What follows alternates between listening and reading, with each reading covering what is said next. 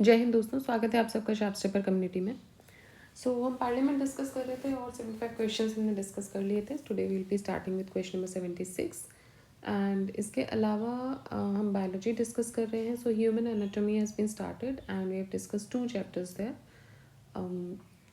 आज हमने 3rd chapter भी डिस्कस कर लिया है और 4 कंप्लीट प्लेलिस्ट आपके लिए अवेलेबल हैं घटना चक्र की, हिस्ट्री, इकोनॉमिक्स, इकोलॉजी, एनवायरनमेंट और ज्योग्राफी। तो वो भी आप अपने कन्वीनियंस के हिसाब से चेक कर सकते हैं। एंड करंट अफेयर्स में आय दृष्टि घटना चक्र करंट अफेयर्स की प्लेलिस्ट भी अवेलेबल है, तो वो भी आप देख सकते हैं। जैसे ही उसका अपडेटेड वर्जन आएगा हम उसको भी डिस्कस करेंगे।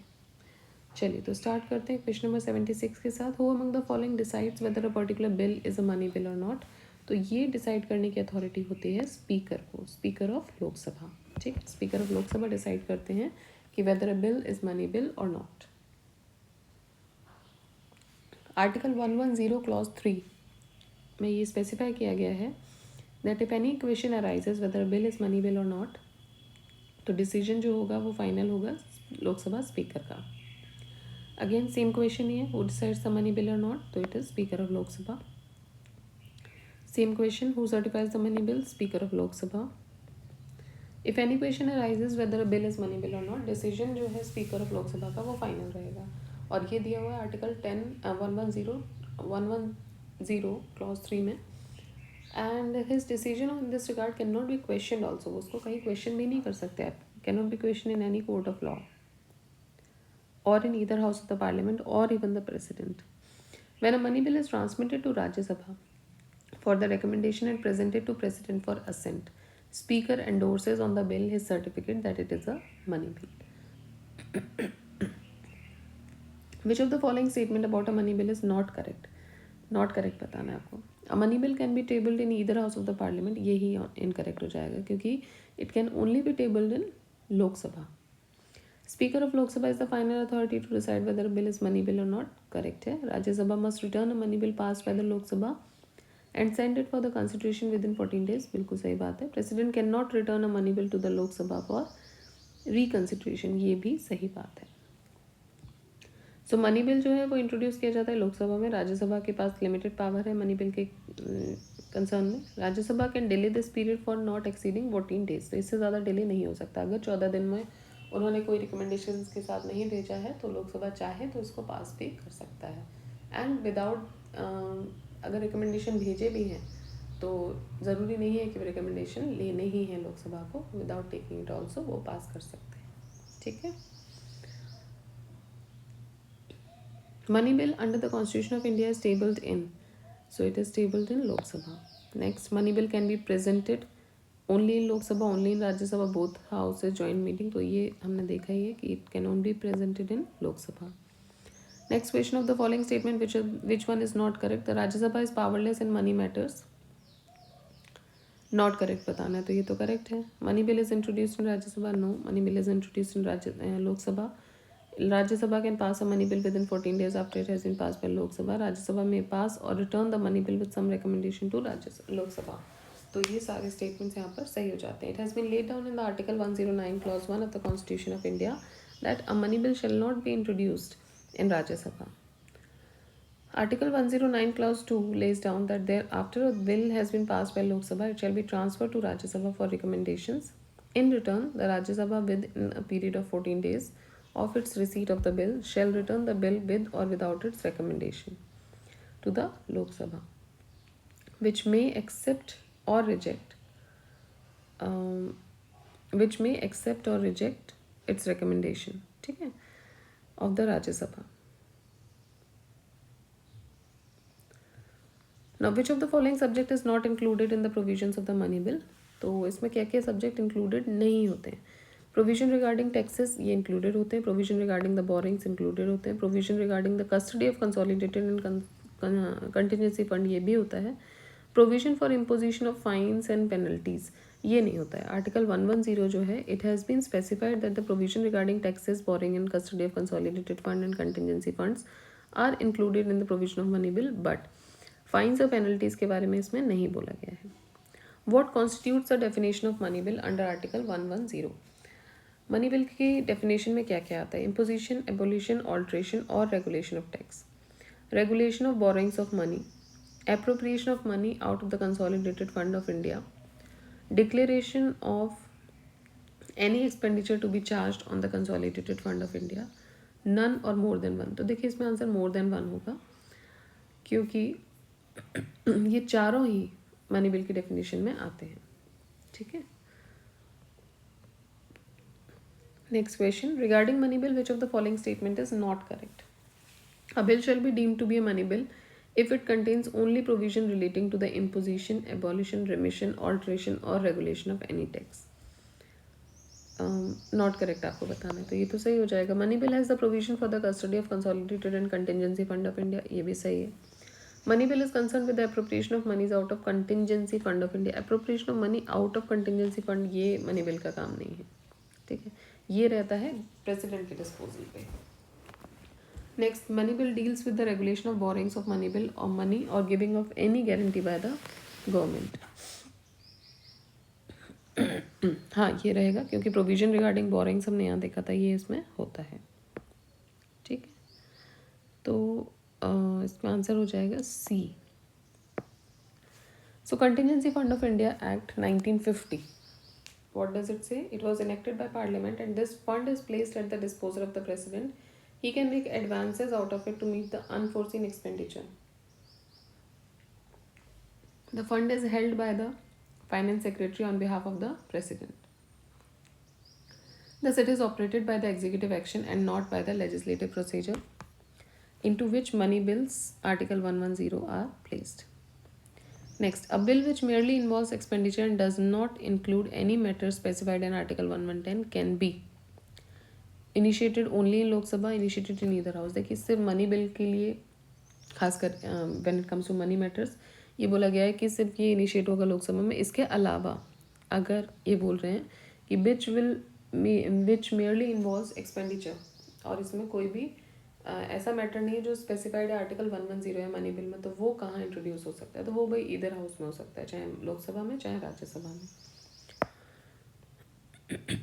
ठीक है, फाइनेंशियल बिल्स को दो कैटेगरी में डाला गया है। पहली कैटेगरी जो है वो प्रोविजन कंटेन करती है 110 clause 1 E-F of the constitution. इनको बोला गया financial bill under article 117 clause 1।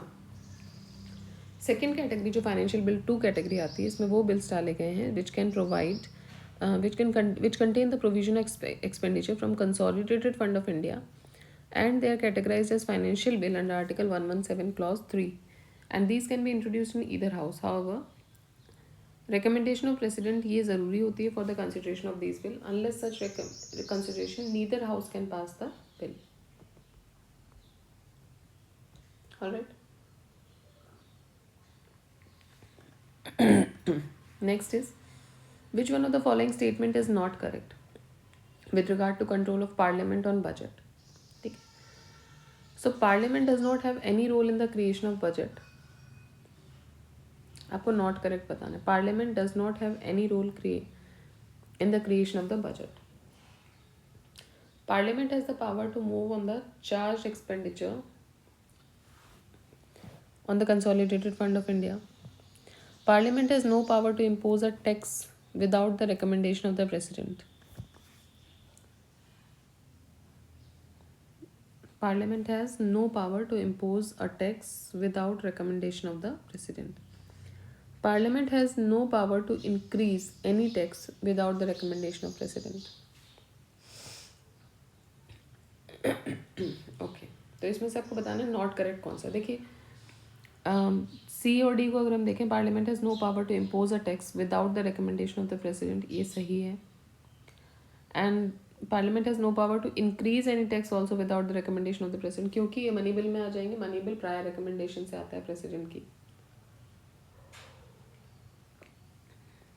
रही बात चार्ज एक्सपेंडिचर की, तो वो जो है द चार्ज एक्सपेंडिचर जो है consolidated fund of India, that is not submitted to vote on parliament. ठीक है, तो उसमें पार्लियामेंट पे वोटिंग नहीं होती है, ऑल्दो डिस्कशन हो सकता है लेकिन वोट नहीं होता है उस पर।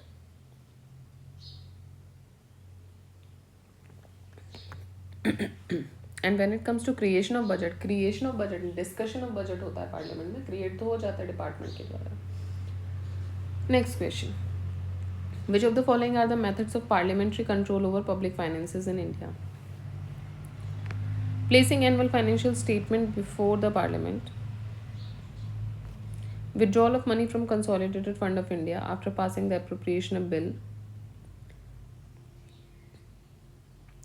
provision of supplementary grants and vote on account. हम बात कर रहे हैं which of the following are the methods of parliamentary control over public finances. Annual financial statement parliament में रखना, दैट इज बजट, ठीक है. Withdrawal of money from consolidated fund of India after passing the appropriational bill, ये भी ठीक है. Provision of supplementary grants and vote on account, इसकी भी बात होती है. पीरियोडिक और at least a mid year review of the programme of government against macro economic forest and expenditures by parliamentary budget office. Introducing the finance bill in the parliament, finance bill का introduction parliament में, ये भी सही है. It can be either finance bill 1 और 2, लेकिन parliament consist of Lok Sabha and Rajya Sabha both. So देखिए parliament कुछ कंट्रोल करती है, जैसे फोर्थ वाला इसमें नहीं होगा. No money can be withdrawn from the consolidated fund of India under article 114 of the Indian constitution without a bill for the appropriation.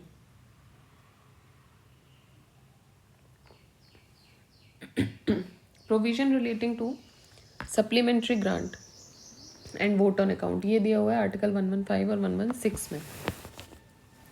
107 ये रिलेटेड है with the provision as to introduction and passing of the bills. Then placing annual financial statement before the parliament, ये भी एक तरीके का instrument है to control the public finances.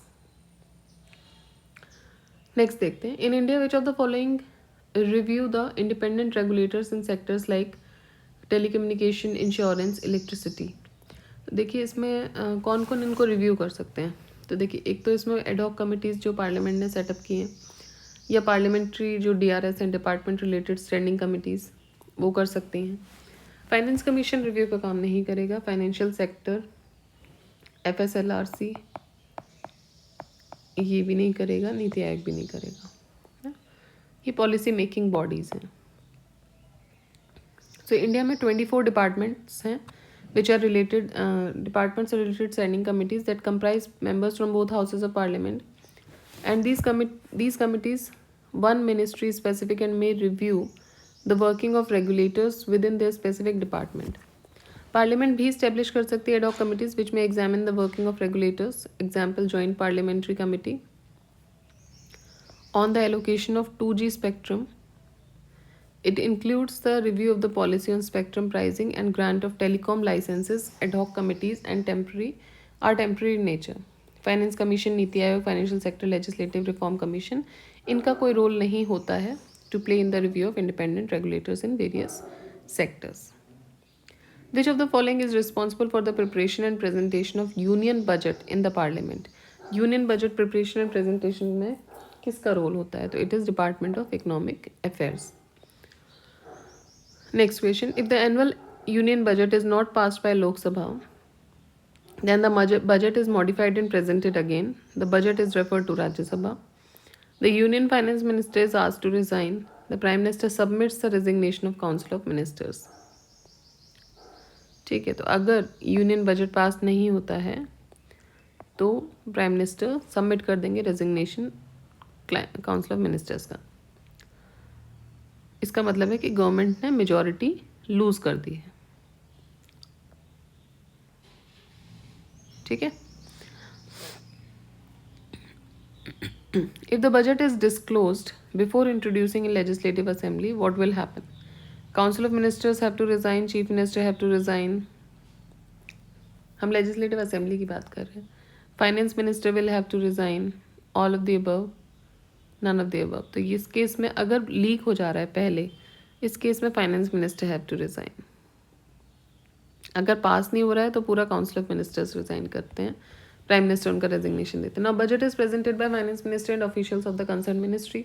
Minister oath लेता है सीक्रेसी की. Therefore the budget is disclosed before being introduced in the legislative assembly, finance minister को इसकी रिस्पॉन्सिबिलिटी लेनी पड़ेगी individually and he or she has to resign.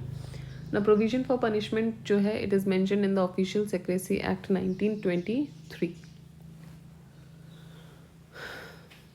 And next question, under which of the following taxes the total amount payable by any individual is limited by the Constitution?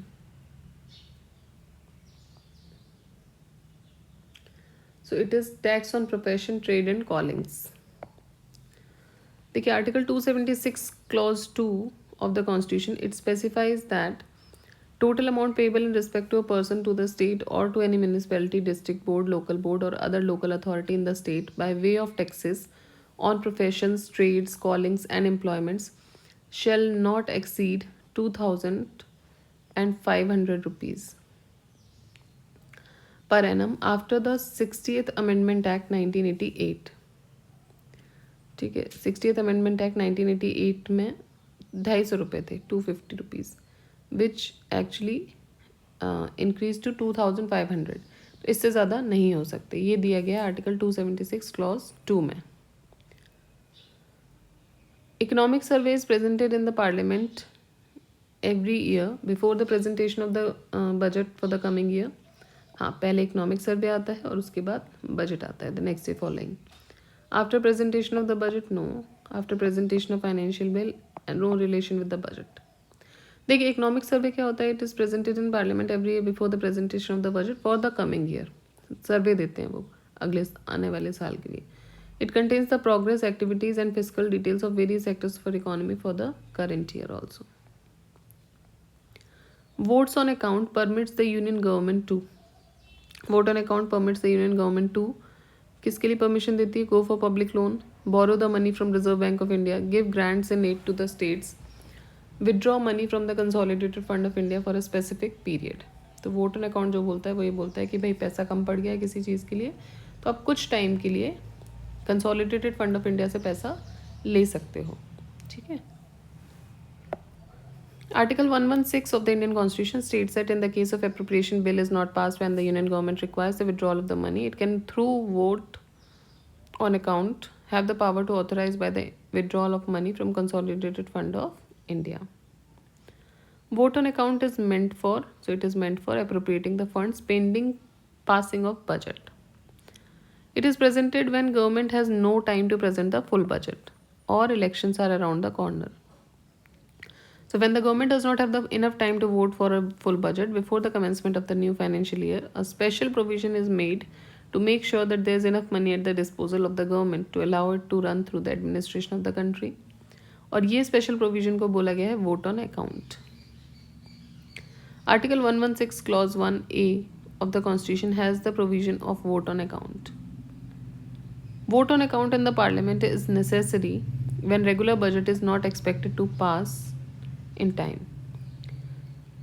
So vote on account जो है वो ज़रूरी हो जाता है जब regular budget pass नहीं होने वाला है बिकॉज ऑफ इलेक्शंस या फिर किसी भी वजह से गवर्नमेंट फुल टाइम बजट नहीं निकाल पा रही है. तो what is the difference between vote on account and interim budget? The provision of a vote on account is used the provision of vote on account is used by stable government while interim budget is used by a caretaker government. देखिए ये तो होगा नहीं सही. A vote on account only deals with the expenditure in government's budget while an interim include both expenditure and receipt.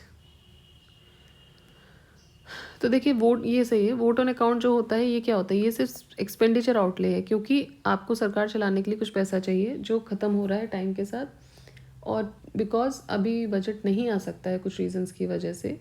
वो reasons कुछ भी हो सकते हैं, गवर्नमेंट इलेक्शंस हो सकते हैं या कोई और रीजंस हो सकते हैं अप्रोप्रिएटली. तो उस टाइम पे वोट ऑन अकाउंट आपको खर्चे के लिए दिया जा रहा है. ठीक है. So it is an expenditure outlay for the functioning of the government presented by finance minister to the parliament seeking the approval for the estimated expenses to be incurred in the next few months. Now vote on account is sometimes referred to as interim budget also. It is more than presenting the expenditure. Interim budget में receipt statement भी होते हैं, estimates along with the estimated expenditure. ठीक.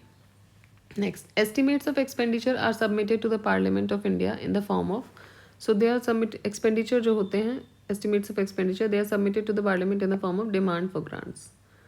So Article 113 Clause 2, the estimates of expenditure included in the budget, they are required to be voted by the Lok Sabha in the form of demand of grants. Lok Sabha has the right either to pass the government grant or reject the grant or permit the grant after reducing the amount. And the last question for the day is, which of the following statement is correct regarding the submission of money bill? Finance bill is presented in Rajya Sabha. Correct आपको बताना है. और money bill की बात हो रही तो money bill is also finance bill. All finance bills are not money bills, लेकिन money bill is a finance bill. ठीक है, because there are two types of finance bills हमने देखे थे, 1 and 2. So finance bill is presented in Rajya Sabha.